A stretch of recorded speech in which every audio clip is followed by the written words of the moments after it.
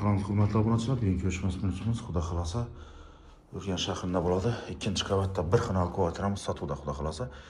Lokatsiyasiga keladigan bo'lsak, Gidra kollejdan yandan ketgan yerda. Foydalanmoq ham bo'ladi do'stlar. Foydalanmoqqa ham sababi ijara qilib qo'ysanizlar ham bo'ladi. Girgandan ikkinchi qavat, pastamiz pol bo'lgan, bir ibellarni bir yon-buyog'ini qarava kelibdi. Qarashtirib berishak do'stlar. Bu yerimiz ayollarimiz shoshxonasi bo'ladi do'stlar. Foydalanmoqqa kim zo'r. Yanımızda